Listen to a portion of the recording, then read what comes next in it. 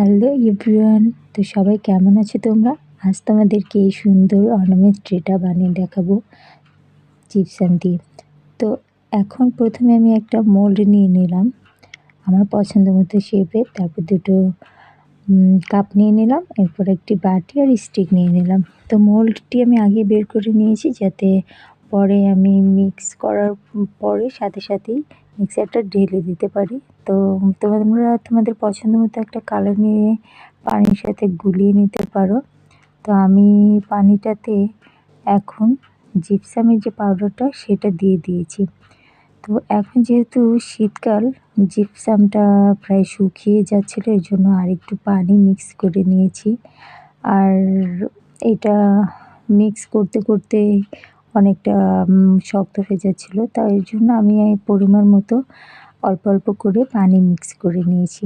তো মিক্সারটা যখন অনেক স্মুথ আর সিল্কি দেখাবে তখন বুঝতে হবে যে এটা মিক্স হয়ে গিয়েছে। তো এরপর এটা সাথে সাথেই মোল্ডে ঢেলে দিতে হবে।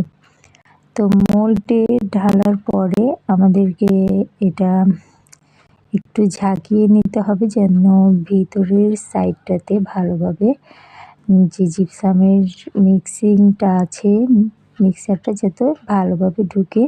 আর চাইলে তোমরা এরকম আমার মতো কাঠি দিয়েও একটু এটাকে চারিদিকে ছড়িয়ে দিতে পারো।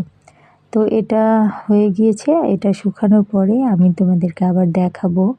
তো অনেকটা জিপসামের মিক্সার বাকি ছিল, তো ওটাকে ফেলে না দিয়ে আমি একটা বোতল কেটে নিয়ে সেটাতে বাকিটুক দিয়ে দিলাম। তো হয়তো একটা টবের মতো হয়ে যাবে। টব যদি হয় তো ভালোই লাগবে দেখতে। তো ওটা আমি তৈরি করে ফেলেছি। এখন যে ট্রেটা বানিয়েছিলাম সেটা শুকিয়ে গেছে, তো এটাকে ভালোভাবে শুকানোর পরে আমি এটাকে মোল্ডটা খুলে নিচ্ছি। আর তোমরা কিন্তু এটা অবশ্যই 24 ঘন্টা পরে ভালোভাবে শুকানোর পরেই খুলবে, নয়তো কিন্তু এটা ভেঙে যাওয়ার চান্স থাকে।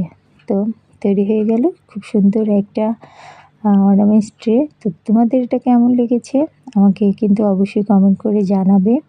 আর জিপসামের যদি আরও কোনো কিছু দেখতে চাও তাহলে সেটাও আমাকে কমেন্ট করে জানাতে পারো। তো এখন আমি বোতলে যেই জিপসামটা দিয়েছিলাম সেটা এখন খুলে দেখব যে কেমন হয়েছে।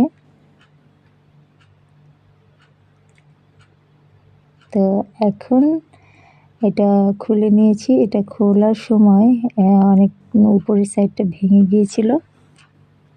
তো এটাকে আমি একটু শার্প করে নিচ্ছি। তো তৈরি হয়ে গেল দুটি জিনিসই। তো এটা তোমরা টপের মতো ব্যবহার করতে পারো। এটা আমি বোতল দিয়ে তৈরি করেছি, তোমরা চাইলে অন্য কিছু দিয়েও তৈরি করতে পারো। তো তোমাদের আমার এই ক্রাফট কেমন লাগলো অবশ্যই আমাকে কমেন্ট করে জানাতে পারো। তো সবাই ভালো থেকে